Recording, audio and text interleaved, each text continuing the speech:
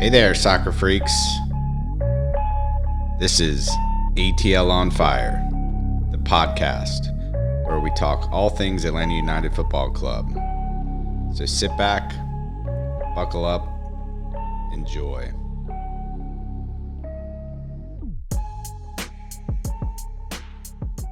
So why don't we jump to the big article from The Athletic just to talk about the front office and kind of how we, I was waiting to see whether that was going to be first or last. Way to be bold, Mikey Dobbs. I'm going bold. I mean, it's kind of been talked about a ton already in the social media outlets. Until it gets talked about on the ATL on Fire, it means nothing. So true.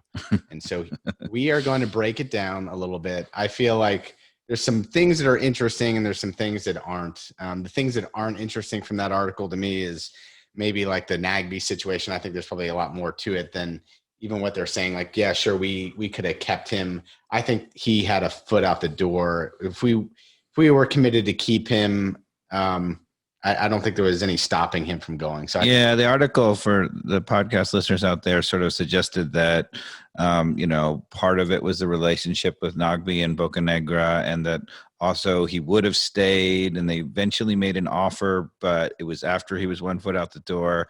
And I'm with you, Mikey Dobbs. I think I'm calling BS on that as well.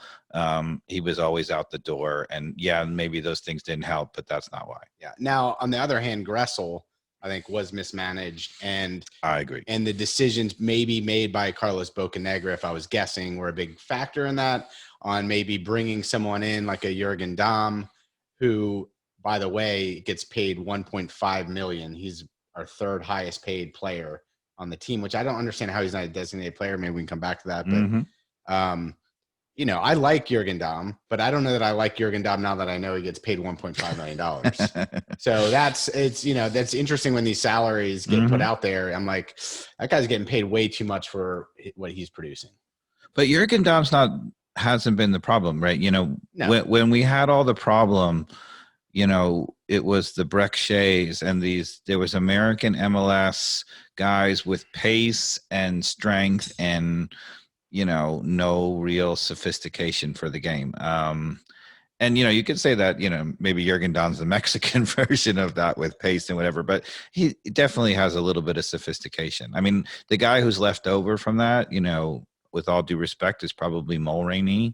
Also pace and strength and whatever, and hasn't, to me, shown so much sophistication for the game. But Bocanegra was apparently, according to the article, his job was to get guys from the MLS. And to be honest, to be fair, our winning signings have not been from the MLS.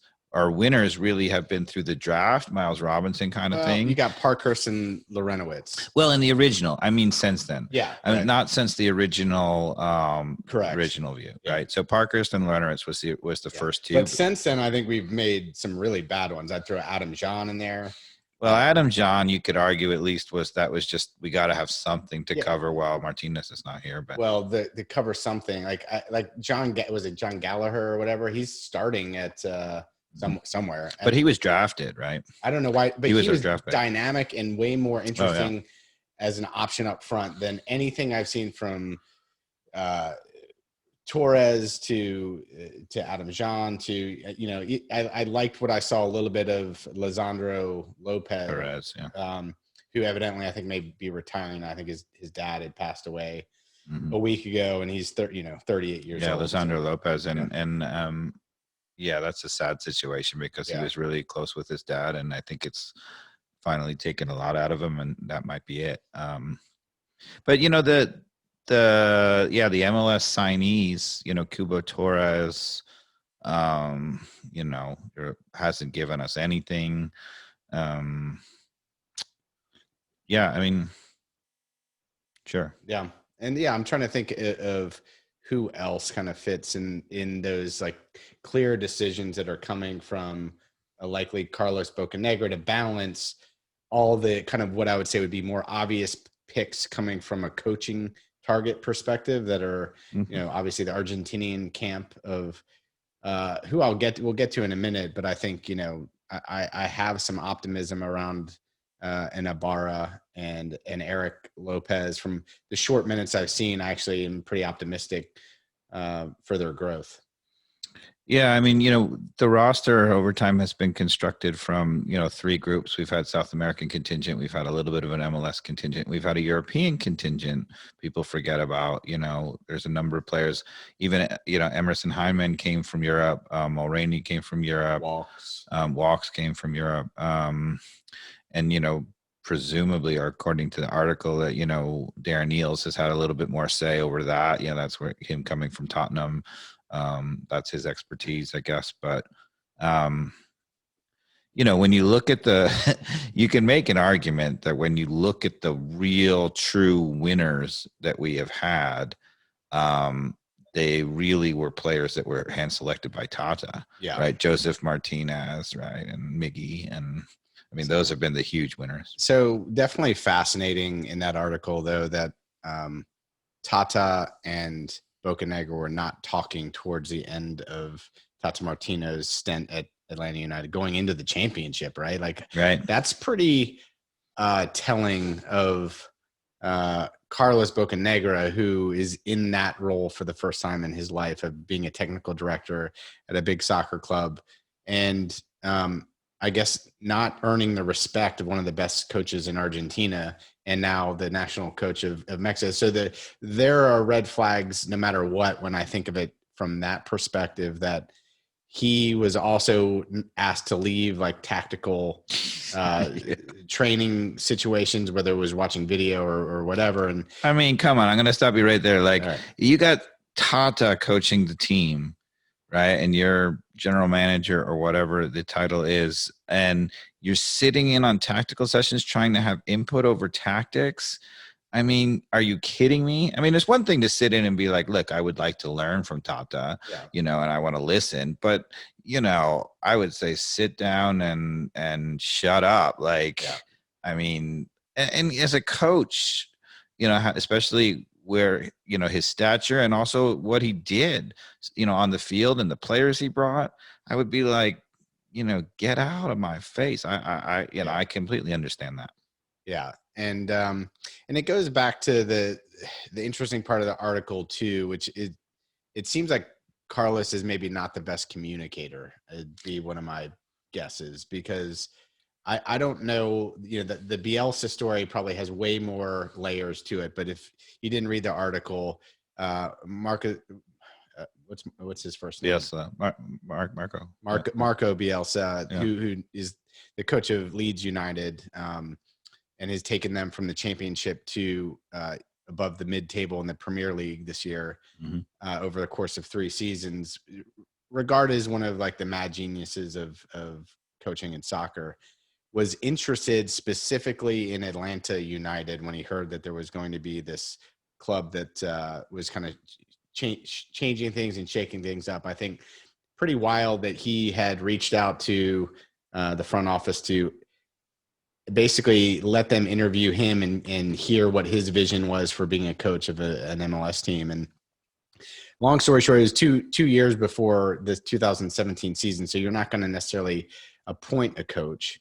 But the stink of it is that I guess whatever the communication was that Bielsa wanted to hear back quickly, that he had the job, whatever the agreed upon timeline, the ball was dropped in his viewpoint that it was not followed through with a yes or a no. But I think, from that article standpoint, I would have to say Eales and Bocanegra come out as a winner because, first of all, although he's a tactical genius, at some level, and he's innovated and so much of the pressuring, high tempo kind of football comes from his sort of school of thought. He's, I think, given maybe way too much credit for that. But so 1,000%, I think at the end of the day, they made a great decision in hiring Tata, right? And got us. Yeah. And they also were like, credit to them for not having a guy come in from day one and say, I can name myself as the coach. Yeah. They're like, no, we're the organization. And Carlos did not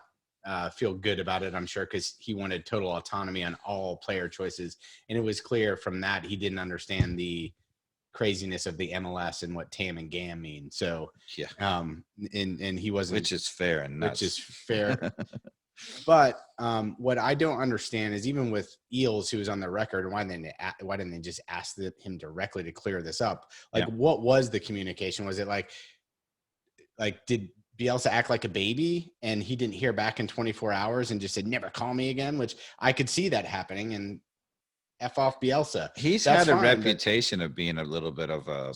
So I don't understand why like Eales wouldn't have just said that, especially since they're probably never going to hire him as a coach ever again. Like there's no reason to save a little face there and just say that. Or was it because they did drop the ball and literally didn't follow up with them and have some egg on their face? I'm going to go with door number 3 though. Like that, it'd be good to come out and defend your fellow, director. Him and Bocanegra are in charge. But on the other hand, what do you gain from trashing a international figure like that? I mean, that I think you just have some restraint and you just move on. Yeah, I guess, but I would at least say maybe there's a little more to it than that, and just say, look, we feel that we didn't disrespect him in the way. It wasn't like we hadn't planned to follow. I think Eales knows how to deal with the press in a way that can answer that with door number 3. Mm-hmm. And they just, and so now you're leaving us to speculate on it,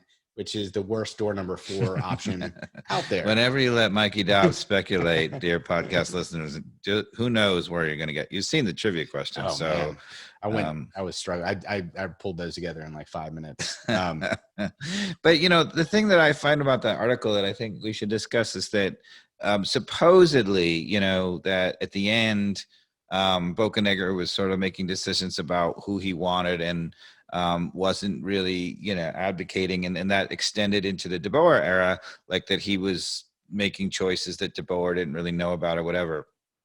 I think you got to step back from that because so if you look at Heinze being hired, for example, right, he gets hired and all of a sudden we get Ibarra, we get Alan